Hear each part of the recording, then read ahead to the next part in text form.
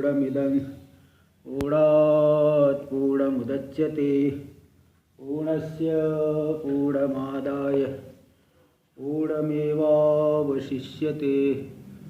ओम शांति शांति शांति। शंकरं शंकराचार्यं केशवं बादरायणं सूत्रभाष्य कृतौ वन्दे भगवन्तौ पुनः पुनः। ईश्वरो गुरुरात्मेति मूर्तिभेदविभागिने व्योमवद्व्याप्तदेहाय दक्षिणामूर्तये नमः। ओम शांति शांति शांति। वेदांत के प्रकरण ग्रंथ विवेक चूड़ामणि जो भगवान भाष्यकार के द्वारा विरचित है, और इसके ऊपर टीका जो श्री चंद्रशेखर भारती स्वामी शारदा पीठ श्रृंगेरी मठ के जगत गुरु थे शंकराचार्य, उनके द्वारा विरचित टीका के साथ में विचार चल रहा है। यहाँ पे जीवन मुक्त का लक्षण किया जा रहा है।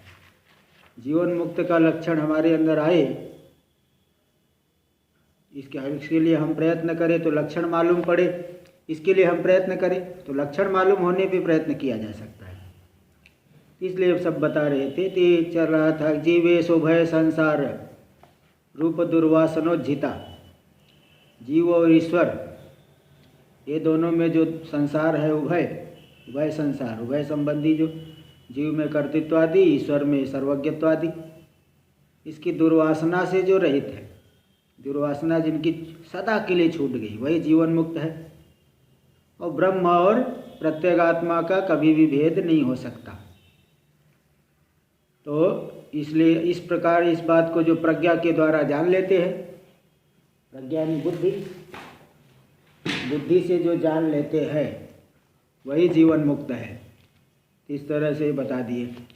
इसका हम लोग टीका में 2-3 पंक्ति देख लिए थे कि इन श्रुतियों के द्वारा नाना प्रकार की यत्र तो अस्य सर्वमात्मैवा भूत तत्केन कम पश्येत केन कम विजानीयात यदा हि वैसी एतस्मिन् उदरम अंतरम कुरुते अथ तस्य भयम भवत। जिस काल में यह थोड़ा सा भी भेद करता है उसी समय उसे भय हो जाता है। इस तरह से बता दिए थे। इसलिए भेद ज्ञान भय का हेतु, अनर्थ का हेतु है। और जो अभय में प्रतिष्ठित हो गया, भेद ज्ञान में प्रतिष्ठित हो गया है, वह अभय रूप हो गया है। ये बात दिखा दिए थे। टीका में आगे देखिए। श्रुत्याच, नीचे से चौथी पंक्ति, पेज नंबर 234, नीचे से चौथी पंक्ति देखना।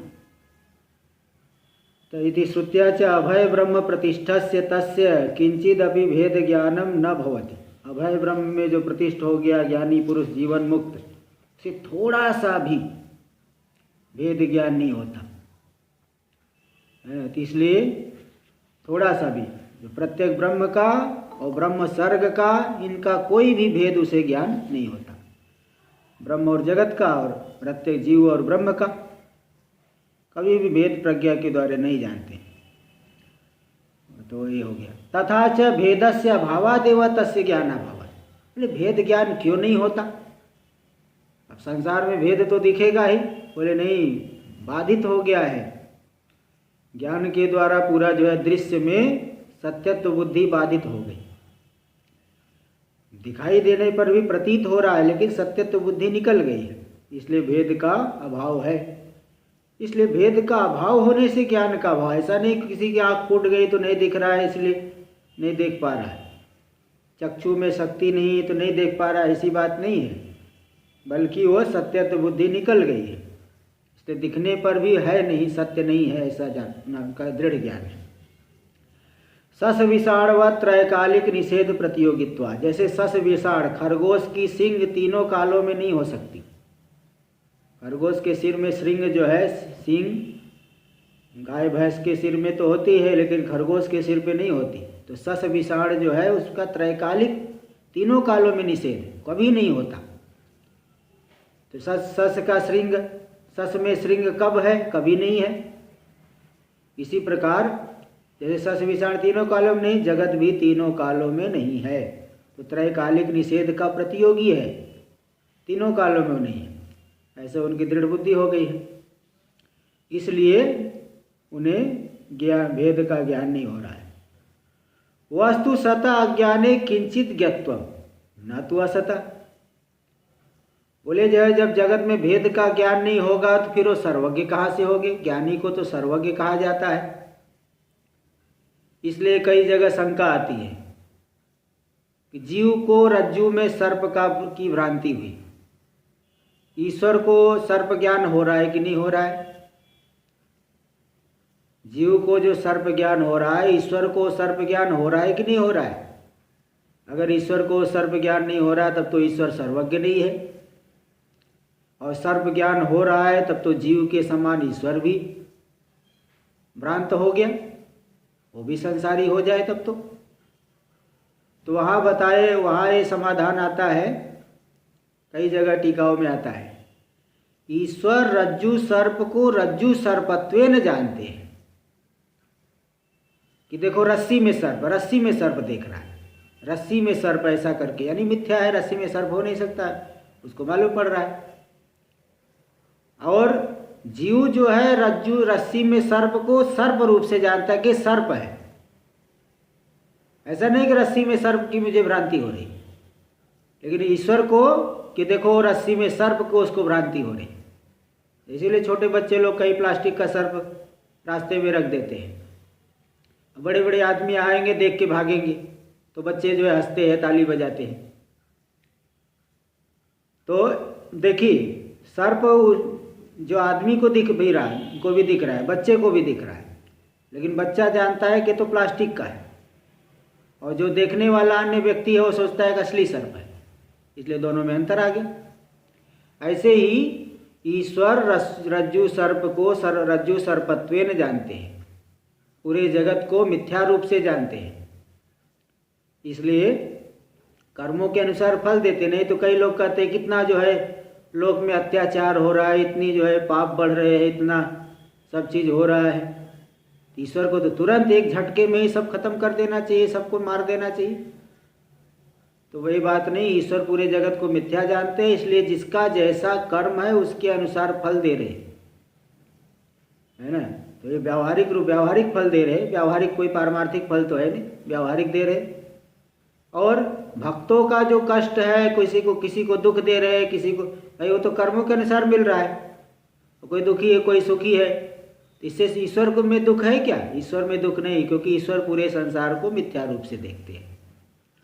इसी बात को देखो यहाँ भी कितनी अच्छी बात बताए, वस्तु सता अज्ञाने किंचित ज्ञत्वम न तो असता। वास्तविक वस्तु हो उसको अगर नहीं जान पाए तो कहा जाएगा अल्पज्ञ है, और मिथ्या वस्तु को नहीं जानना इसको थोड़ी लेके अल्पज्ञ कहेंगे। मिथ्या वस्तु को नहीं जान रहे तो इसको लेके अल्पज्ञ नहीं कहेंगे। हाँ, कि रस्सी में सर्प, जीव भ्रांत है तो ईश्वर भी ऐसे भ्रांत होना चाहिए, नहीं सर्वज्ञ कहे, ऐसा नहीं होता। मिथ्या वस्तु को नहीं जानने से अल्पज्ञ नहीं कहा जाता। देखो, नहीं सर्वज्ञानाम योगिनाम सस विषाणाद्य ज्ञानात् असर्वज्ञत्वं कश्चिद् उपैति। जो योगी लोग हैं योग साधना करके सर्वज्ञ हो गए, सर्वज्ञ के समान हो गए, तो सस में उसमें भी दो प्रकार के योगी बताते हैं, एक तो युक्त योगी, एक युंजान योगी। युक्त योगी जो है उसे तो सदा ही सब वस्तु का भान रहेगा, और युंजान योगी अभी उसकी साधना परिपक्व नहीं, इसलिए वो विचार करेगा, समाहित होगा तब जान पाएगा। बैठे बैठे देख लेंगे कि वहाँ क्या हो रहा है, यहाँ क्या हो रहा है। तो योगियों को सस विषाण आदि का सस विषाण होता ही नहीं, तो सस विषाण को योगी ने नहीं जाना इसलिए योगी अल्पज्ञ है, ऐसा नहीं कह सकते। सस विषाण तो होता ही नहीं। नहीं सर्वज्ञानम योगिनाम सस विषाणाद्य ज्ञानाता सर्वज्ञत्वम कश्चिद् उपैति। कोई नहीं मानता कि वो सस विषाण को नहीं जानने से वो असर्वज्ञ। अरे सस विषाण होता ही नहीं तो कहाँ से जानेंगे भाई। तस्मात् निर्विकल्प। हाँ राजू भाई बोलिए। दो शंकाएं हैं, एक है जो त्रैकालिक निषेध प्रतियोगी है, हाँ, वो भेद का अभाव ना। भेद का नहीं, अत्यंताभाव। भेद नहीं, भेद अलग है, अत्यंताभाव अलग। जैसे रस्सी में सर्प तीनों कालों में नहीं है,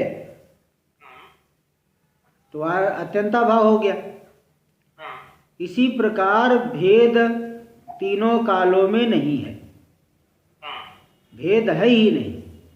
भेद तो अन्योन्याभाव होता है, भेद कभी है ही नहीं, तीनों कालों में भेद हुआ ही नहीं, तो त्रैकालिक निषेध का प्रतियोगी होगी। ठीक है, तीनों काल भेद नहीं है, इसके लिए त्रिकालिक निषेध का प्रतियोगी हो गया भेद। हाँ, भेद हो गया। जैसे रस्सी में सर्प तीनों कालों में नहीं है, तो त्रैकालिक निषेध का प्रतियोगी हुआ।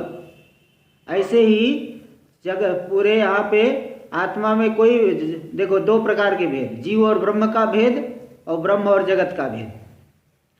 तो जगत मिथ्या है, मिथ्या वस्तु को लेके भेद होता है क्या? नहीं। तो तीनों कालों में भेद हो नहीं सकता, इसलिए त्रैकालिक निषेध का प्रतियोगी हो गया भेद। हाँ हाँ, युक्त योगी मतलब एकदम सिद्ध, पूरी साधना एकदम सिद्ध हो गया, तो सब जो है हमेशा हर समय सब चीज का भान रहेगा।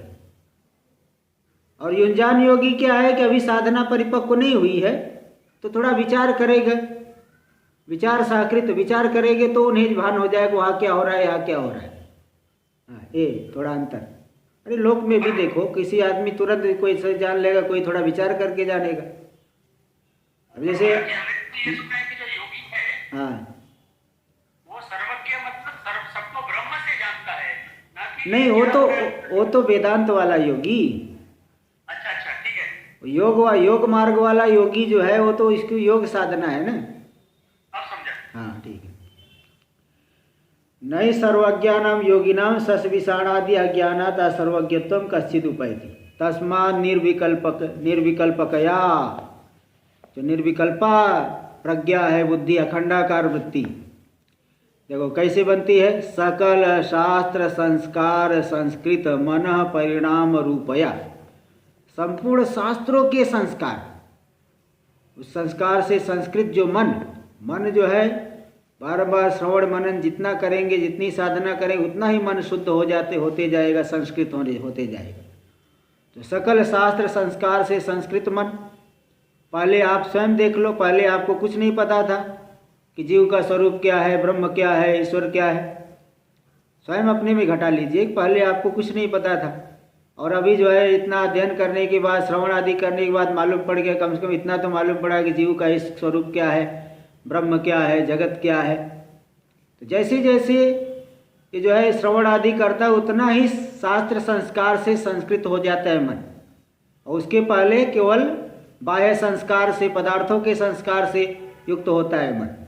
लेकिन जब ऐसे साधना किए तो सकल शास्त्र संस्कार से संस्कृत मन, ऐसे साधना करते करते अखंडाकार वृत्ति बनेगी। साधना का परिपाक हो जाने पर तो संस्कृत मन के परिणाम रूपया चिन्ह मात्रया प्रज्ञा, उस मन की, इस प्रकार के मन के परिणाम रूपी जो अखंडाकार चिन्ह मात्रा प्रज्ञा है, बुद्धि वृत्ति है, उस बुद्धि वृत्ति के द्वारा भेदम न विजानाति, भेद को जानता ही नहीं। शास्त्रस्य प्रयोजनवद अनधिगत अबाधितार्थ बोधकत्वेन एवं प्रामाण्य, कोई भी शास्त्र है, पहली बात प्रयोजन वाले अर्थ का बोध कराए, तब उसको प्रामाणिक मानेंगे। अब शास्त्र पढ़ने के लिए आए, बोले अरे वहाँ एक बहुत बड़ा राजा रहता है, राजा युद्ध में मर गया। अभी बोले इसको जानने से क्या होगा भाई, राजा ऐसे तो बहुत राजा होते रहते, यही पढ़ने के लिए आए हैं क्या? तो कोई ऐसी चीज़ बताओ कि जिससे कुछ प्रयोजन मिले, फल की सिद्धि हो, और जो हम नहीं जानते हो। जो हम जानते हैं वही कोई बताने लगे, बोले भाई ये तो हम पहले से जानते हैं। तो प्रयोजन वाला अर्थ और अनधिगत अर्थ और अबाधित अर्थ, जिसका बाध न हो, ऐसा नहीं बताया बाद में मालूम पड़ा को तो गलत था, भ्रांति थी, बाध हो गया, जैसे रस्सी में सर्प का बाध हो जाता है। तो शास्त्र कैसे, कौन सा शास्त्र प्रामाणिक माना जाता है? जो शास्त्र प्रयोजन वाले अर्थ का बोध कराए, अनधिगत अर्थ का बोध कराए, जो हम नहीं जानते थे उसका बोध कराए, अबाधित अर्थ का बोध कराए। जिसका जो बाध ना हो जाए बाद में मालूम नहीं पड़ेगी भ्रांति थी ये। तो प्रयोजन वाले अज्ञात अबाधित अर्थ का बोधक, जब बोधक जो होगा वही शास्त्र प्रामाणिक माना जाता है। तो बोधकत्वेन एव प्रामाण्यात्। लोका ज्ञान सिद्ध निष्प्रयोजन, और लोक के अज्ञान से जो सिद्ध है वस्तु, ये तो प्रयोजन वाला नहीं, अनादिकाल से संसार में घूम रहा है। क्या क्या मिला, जरा विचार करें, क्या मिला अनादिकाल से? तो न जाने कौन से कहाँ कहाँ राजा बना होगा, कभी रंग बना, कभी राजा बना, क्या प्रयोजन सिद्ध हो गया? तो लोका ज्ञान सिद्ध निष्प्रयोजन, लोक के अज्ञान से सिद्ध जो वस्तु है वो प्रयोजन वाली नहीं है। स्वप्न में अज्ञान से बहुत अपने आप को राजा बना हुआ देखे, जागृत में आने पे कुछ नहीं हाथ में रहेगा। इसलिए उपादानेन सह निवृत्ति ही, उस अखंडाकार वृत्ति के द्वारा उस निष्प्रयोजन वस्तु के उपादान के साथ में निवृत्ति हो जाएगी। उपादान के साथ में निभेद की निवृत्ति हो जाएगी। इसलिए यहाँ पे थोड़ा पूर्ण विराम कर दीजिए। लोका ज्ञान सिद्ध निष्प्रयोजन, वो यहाँ पे पूर्ण विराम करिए। लोक के अज्ञान से जो सिद्ध है वो तो निष्प्रयोजन है। इसलिए उपादानेन सह, उपादानेन अज्ञाने सह निवृत्ता भेद। अच्छा तो चलो कोई बात नहीं, नहीं हाँ जरूरत तो नहीं है, नहीं जरूरत नहीं। लोक के अज्ञान से सिद्ध जो भेद है, निष्प्रयोजन है, वह ज्ञान के द्वारा उपादान के सहित यानी अज्ञान के सहित निवृत्त हो जाएगा भेद। हाँ, इसलिए पूर्ण विराम जरूरत नहीं बीच में। लोक के अज्ञान से सिद्ध जो भेद, उसका कारण है अज्ञान, वह ज्ञान के द्वारा उपादान उस अज्ञान के सहित निवृत्त हो जाए ज्ञान के द्वारा। इसलिए कथम अखंडाकार वृत्तो विषय भावम प्राप्तुम अर्ह स्यात्, तो वह भेद जब निवृत्त ही हो गया तो अखंडाकार वृत्ति का विषय नहीं बन सकता, विषय बनने की योग्य नहीं है। अखंडाकार वृत्ति विषयता की योग्यता उसमें नहीं होगी, इसलिए भेद मिथ्या है, बता दी। प्रतीतिर्जीव जगतो स्वप्नवद भाति यावता तावत निरंतरम विद्वन स्वाध्यासापनयम कुरु। अध्यासापनय प्रकरण आया था कि जब तक जीव और जगत की प्रतीति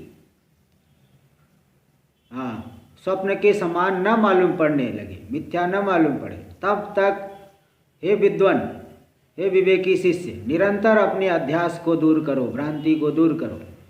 इति उपदेश प्रकारेण अपनीत सकल भ्रमस्य, इस प्रकार से जो उपदेश हुआ है वहाँ पे, तो वहाँ पे जिसको अपनीत सकल भ्रमस्य, जिसका भ्रम संपूर्ण भ्रम दूर हो गया है, अपनय कर दिया गया है, उसको न कदापि भेद ज्ञानम भवति, कभी भी उसे भेद ज्ञान नहीं होता है।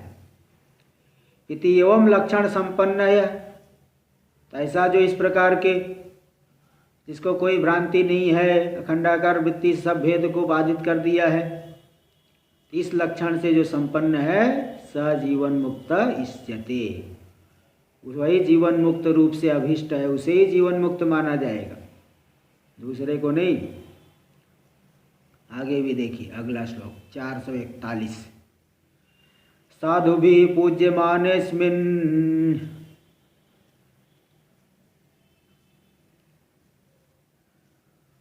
पीड्यमानेऽपि दुर्जनैः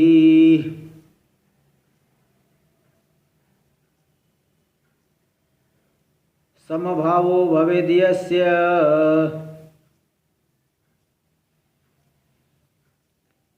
स जीवन मुक्त इष्यते। साधु भी पूज्यमानेस्मिन्, साधुओं के द्वारा पूजित होते, यानी सज्जनों के द्वारा पूजित होता हुआ भी, ये नहीं कि सज्जन जो है कोई माला चढ़ा दे, अरे भाई आप बड़े अच्छे हैं, वो लोग तो वहाँ के लोग बड़े बेकार थे। साधुओं के द्वारा, सज्जनों के द्वारा पूजित होने पर भी, और पीड्यमाने भी दुर्जनी, दुर्जन लोग उसे पीड़ा पहुँचाएंगे तो भी, समभाव भवेद्यस्य, जिसमें समता रहती है। जैसे वो बताया था कि चैतन्य गिरी शास्त्री जी महाराज अष्टम पीठाधीश्वर, वो गए जब भिक्षा लेने के लिए, तो भिक्षा नारायण हरे बोलते ही वो जाट व्यक्ति थी, उसकी भैंस बिदक गई। वो डंडा लेके दौड़ा मारने की, हंसते हंसते वो दौड़ते जा रहे, लेकिन उसने पाया नहीं, वो मार नहीं पाया। दूसरे दिन फिर गए उसके यहाँ भिक्षा लेने के लिए, तो दूसरे दिन उस व्यक्ति ने पूजा किया उनकी। तो साधुओं के द्वारा, सज्जनों के द्वारा पूजित होने पर भी, दुर्जनों के द्वारा पीड़ित होने पर भी, जिसमें समता बनी रहती है, समभाव, समता, स जीवन मुक्त इष्यते, उसे ही जीवन मुक्त माना जाता है, वही जीवन मुक्त कहे जाएंगे। टीका में देख लीजिए, अस्मिन् शरीरे साधु भी पूज्य माने। ये जो शरीर है साधुओं के द्वारा पूजित होने पर, और दुर्जन ही पीड्य माने भी, और दुर्जन लोग पीड़ा देंगे उससे पीड़ित होने पर भी, यस्य समभावः, जिसमें समता बनी रहती, यानी समत्वम। समत्व क्या मतलब? हर्षा मर्षादि शून्यत्वम। पूजा करने पर हर्षित हो गया, पीड़ा देने पर अमर्षादि से युक्त हो गया, क्रोधित हो गया, क्रुद्ध हो गए, ऐसा नहीं है, इन दोनों से रहित है।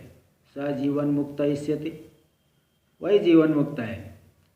किम बहुना, बोले बहुत क्या कहे, बड़ी लंबी चौड़ी जो है व्याख्या क्या की जाए। एक साधारण बात बता देता हूँ अंतिम में। हाँ, उसकी जो विमुक्त यति कौन है, एक बात बता देता हूँ, समझ लेना इसी से। श्लोक नंबर 442, यत्र प्रविष्टा विषया परेरिताः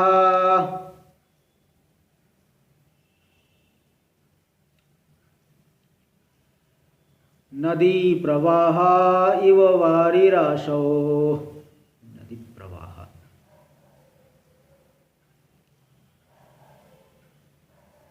लिनन्ति सन्मात्रतया न विक्रियां,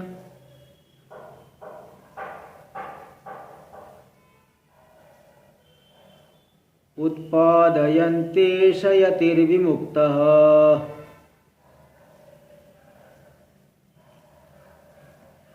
यत्र प्रविष्टा विषया परेरिता नदी प्रवाह इव वारिरासव। पहले उदाहरण समझ लीजिए, जैसे नदी का प्रवाह जल प्रवाह है, वारी राशि मतलब समुद्र में जाकर के लीन हो जाता है। ये नहीं कि समुद्र में कुछ विकार उत्पन्न कर देगा। न जाने पूरे विश्व में हजारों नदियाँ जो है समुद्र में विलीन हो रही है, लेकिन समुद्र का जल स्तर थोड़ा भी नहीं बढ़ता। तो जिसमें हजारों नदियाँ मिलने पर भी, अभी आप लोग तो शायद गए नहीं होंगे जहाँ संगम होता होगा। ये देखिए, जैसे हम लोग तो नर्मदा परिक्रमा किए है, तो वहाँ संगम में वो तो दूर से ही जो है एकदम समुद्र और नदी का जानी दूर से ही, मतलब संगम जहाँ समुद्र के किनारे पहुँचने से पहले ही नदी का पानी उधर खारा, 10-15 किलोमीटर पहले से ही वो पानी खारा जो है मालूम पड़ता है। तो पहले से ही मतलब ये प्रवाह दिखाई नहीं पड़ता, कि चलता हुआ नहीं मालूम पड़ता। तो नदी का प्रवाह जो है, जब जैसे वारी समुद्र राशि में मिल गया, कुछ उसमें विकार उत्पन्न नहीं किया।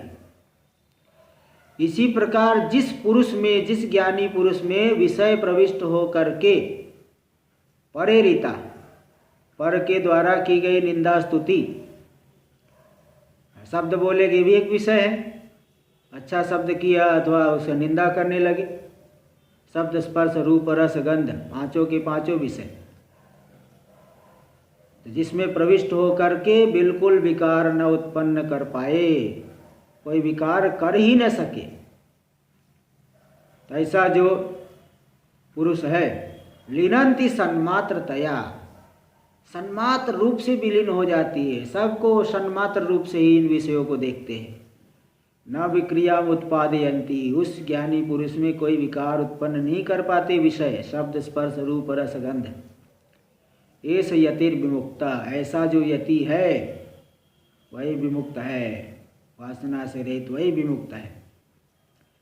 देखिए टीका में देर, परेरिताः मतलब परे ही, अन्य ही ईरिताः, अन्यों के द्वारा जो ईरित है,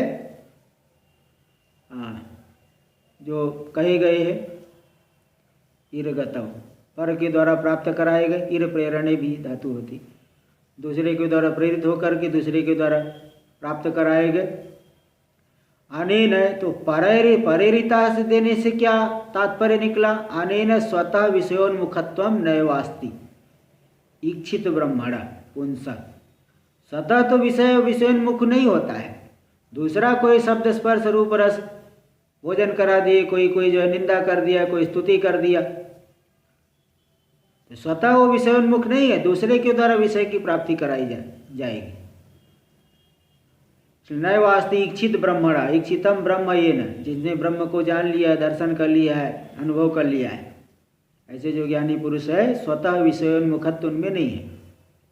तो परेरिता परकृत स्तुति निंदादयोपि, दूसरे के द्वारा की गई स्तुति हो चाहे निंदा हो, उसके ज्ञानी की दृष्टि में स्तुति निंदा भी नहीं, वो तो एक रूप मानता है। पर दृष्टिया साधु असाधु शब्दाध्यात्मका विषय, अन्य की दृष्टि से लगेगा कि देखो ये निंदा कर रहे हैं, ये स्तुति कर रहे हैं, ज्ञानी की दृष्टि से तो ये निंदा स्तुति भी नहीं मालूम पड़ेगी।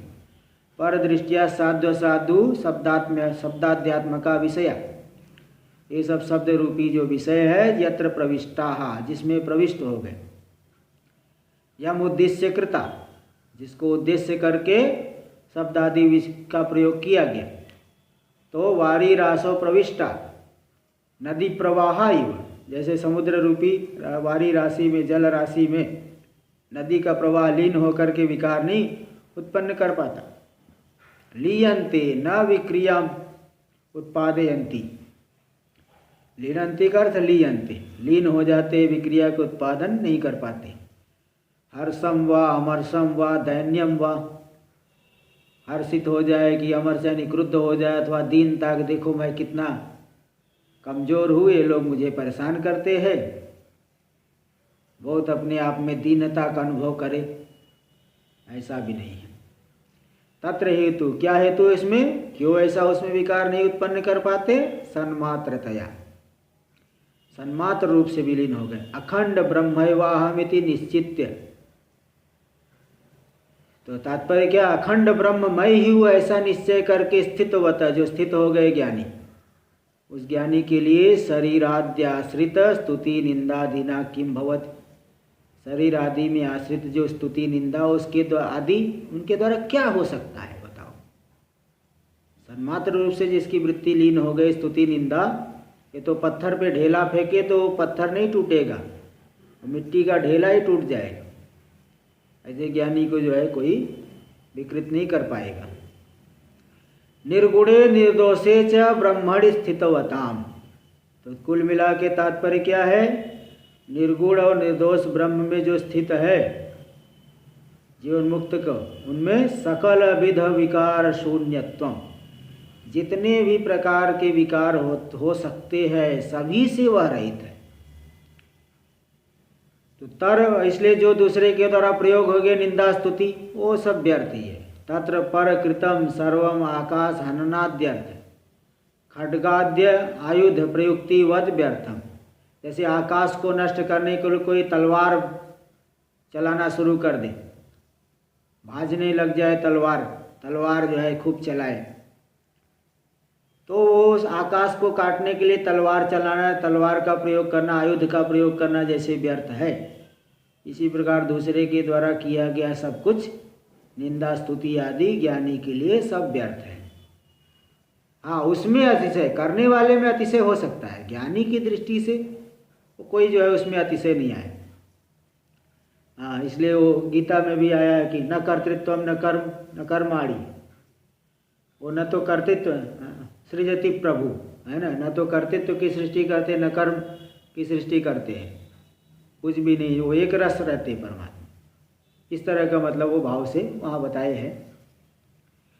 तो परमात्मा में कोई अतिशय नहीं कर सकता, कितनी भी निंदा स्तुति करे, क्या जो स्तुति करने वाले का अंतःकरण शुद्ध होगा, निंदा करने वाले का अंतःकरण मलिन होगा, उसके लिए तो हो जाएगा, लेकिन ज्ञानी के लिए की दृष्टि से सब व्यर्थ है। ज्ञानी जो है उधर ध्यान नहीं। एष यति, ये जो यति है ये जो ज्ञानी महापुरुष जीवन मुक्त महापुरुष है, तो विमुक्त यही विमुक्त है।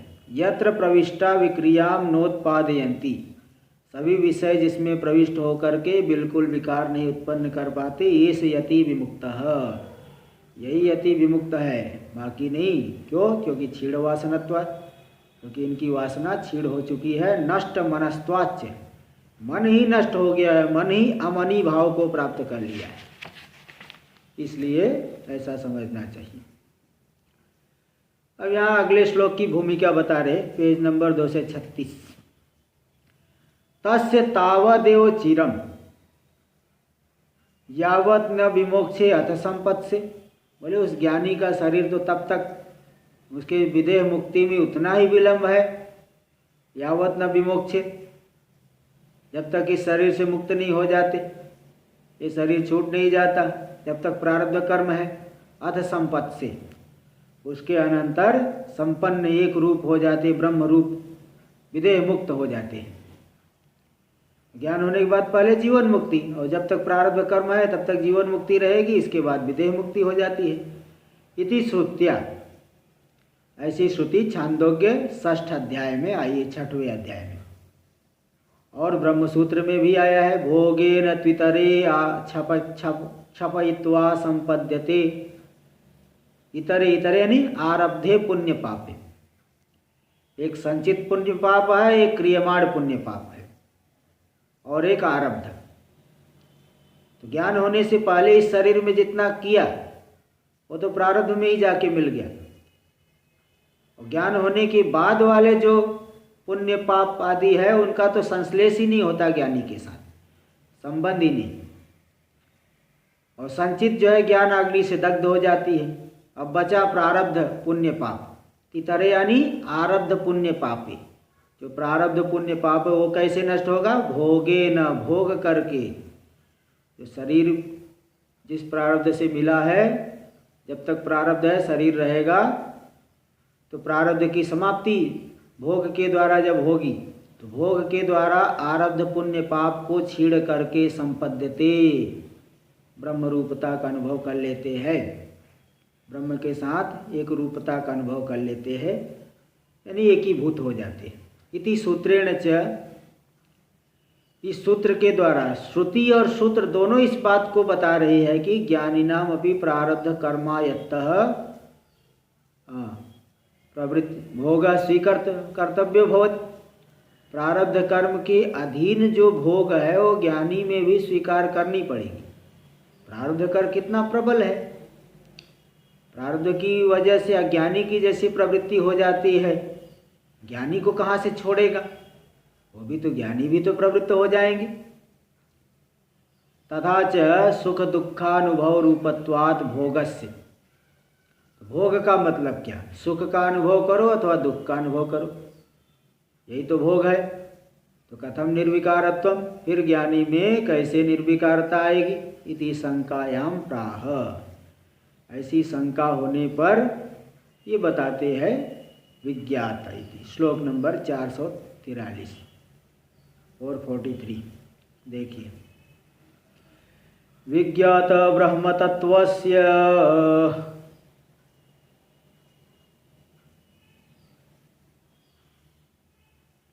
यथा पूर्वं न संस्कृतिः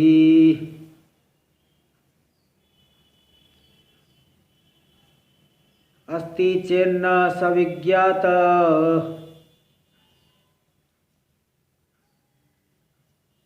ब्रह्म भावो बहिर्मुखः।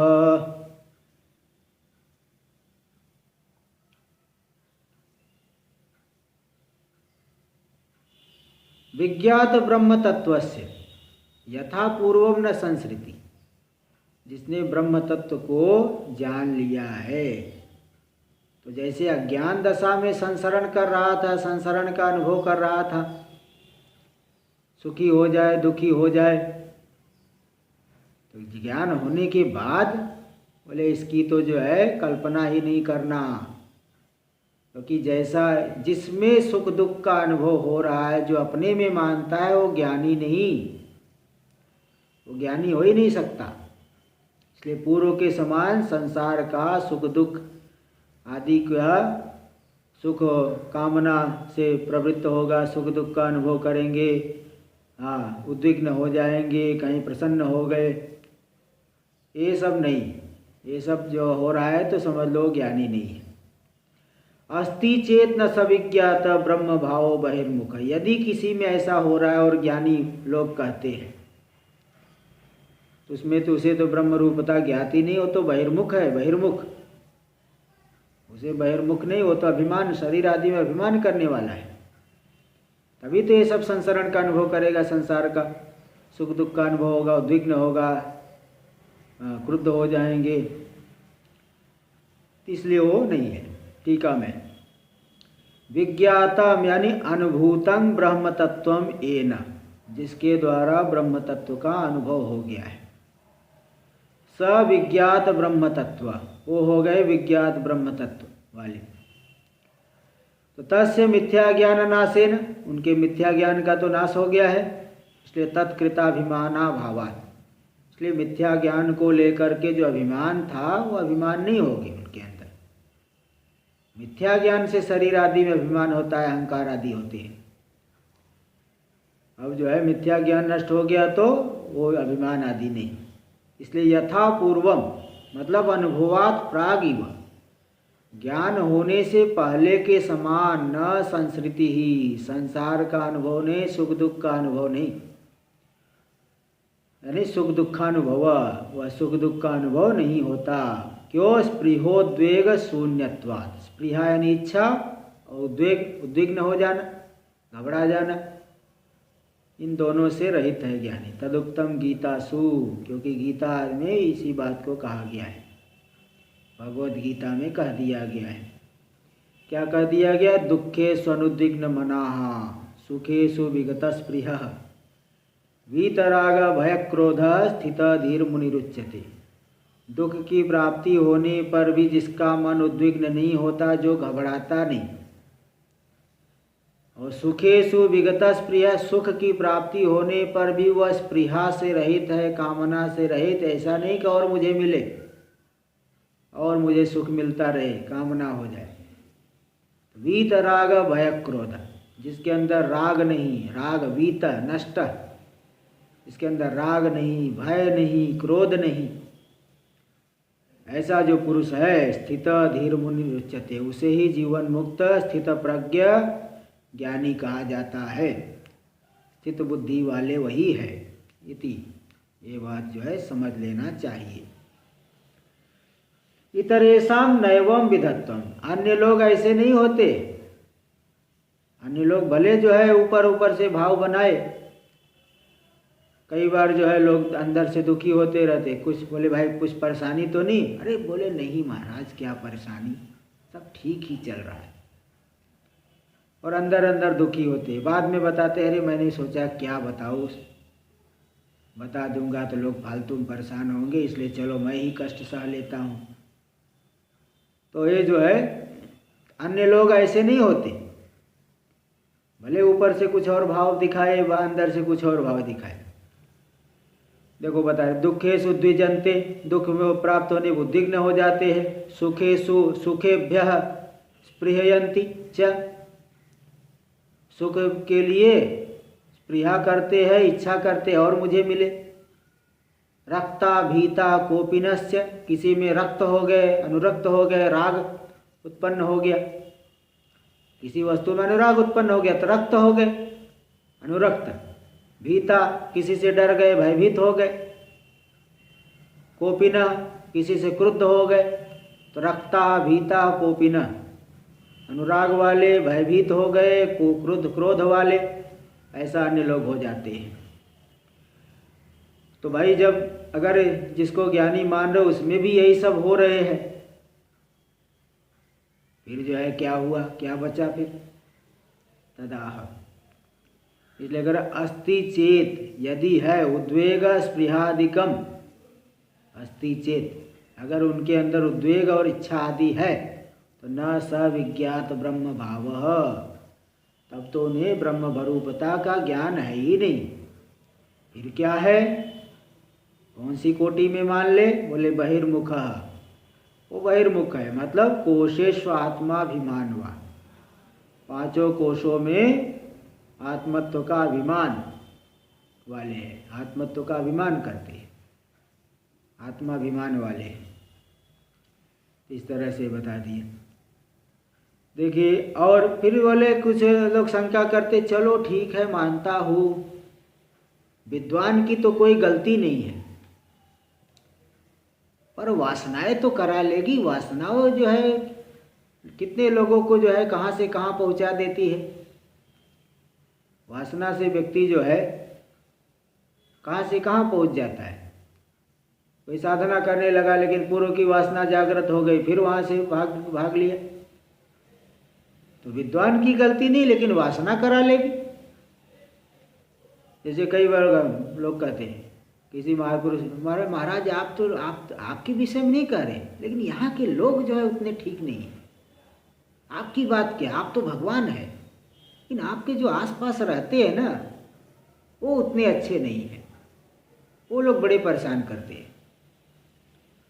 तो इसी प्रकार यहाँ कहेंगे विद्वान की तो कोई गलती नहीं है, लेकिन वासनाएं करा लेगी। तो फिर इस पे ऐसी शंका होने पे कह रहे नहीं, वासना ज्ञानी में रहती नहीं भाई, किस कहाँ की बात कर रहे हो।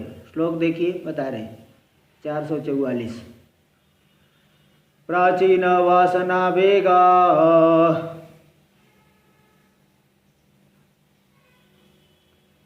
दशौ संसरतीति चेत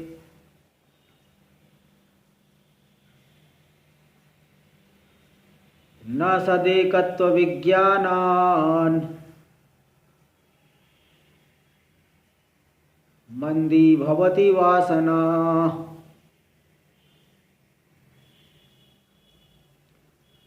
प्राचीन वासना वेगात, पूर्व काल की वासनाओं के वेग से, असौ संसरती, वो ज्ञानी संसरण करेंगे, मतलब सुख दुख का अनुभव करेंगे, कभी उद्विग्न हो जाएंगे, क्रुद्ध हो जाएंगे, कहीं पे कामना हो जाएगी उन्हें। प्राचीन के वासना वेग से अगर वो ज्ञानी जीवन मुक्त पुरुष संसरण कर रहे, यदि ऐसा कहते हो तो कह दे ना, ऐसा मत सोचना कभी। क्यों ना सोचे, क्योंकि सदेकत्व विज्ञानात् मंदी भवति वासना। परमात्मा एकत्व विज्ञान से वासना मंद हो जाती है, विनष्ट हो जाती है, नष्ट प्राय हो जाती है, विलीन हो जाती है पूरी तरह से। यद्यपि जो है वो प्रारब्ध जब तक कर्म विद्यालय से कुछ संस्कार रहेगा तभी व्यवहार कर पाएंगे, बाकी सब वासनाएं जो है नष्ट हो जाएंगी। संपूर्ण वासनाएं नष्ट हो गई, केवल कुछ जो है सद्वासनाएं भले उनकी अनुवृत्ति हो सकती है, बाकी सब वासनाएं वो भी शरीर जब तक रहेगा तो विद्यालय से कुछ मानते हैं, लेकिन इसलिए वासनाएं जो है मंद हो, इसलिए हम मंदी बहुत ऐसा कहते, एकदम शिथिल हो जाती है, दोबारा उत्पन्न होने लायक नहीं, क्योंकि ज्ञान से अज्ञान नष्ट हो गया। एक बार जो है नष्ट हो गया फिर दोबारा कहाँ से उत्पन्न होगा। तो इसलिए ऐसा नहीं कहना कि वासनाएं विद्वान की गलती नहीं है, लेकिन वासनाएं तो करा लेगी। अरे वासनाएं विलीन हो जाती है भाई, ज्ञान से अज्ञान नष्ट हो गया, जब मूल ही नष्ट हो गया तो वासना कहाँ से क्या कर पाएगी। उसका तो वासना का तो मूल ही नष्ट हो गया। वृक्ष की जड़ ही काट दी तो वृक्ष कितने दिन तक हरा भरा रहेगा। इसलिए कहीं उन्हें हेयोपादेय बुद्धि नहीं होती कि हम ग्रहण करने योग्य है या त्याग करने योग्य है, इसलिए ऐसी शंका नहीं करना। अभी जो है टीका इसकी कल करेंगे। ओम पूर्णमदः पूर्णमिदं पूर्णात् पूर्णमुदच्यते पूर्णस्य पूर्णमादाय पूर्णमेवावशिष्यते। ओम शांति शांति शांति। शंकरं शंकराचार्यं केशवं बादरायणं सूत्रभाष्य कृतौ वन्दे भगवन्तौ पुनः पुनः। ईश्वरो गुरुरात्मेति मूर्तिभेदविभागिने व्योमवद्व्याप्तदेहाय दक्षिणामूर्तये नमः। ओम शांति शांति शांति। कल अष्टमी का अध्याय है। प्रणाम प्रणाम। कल अष्टमी का अध्याय है।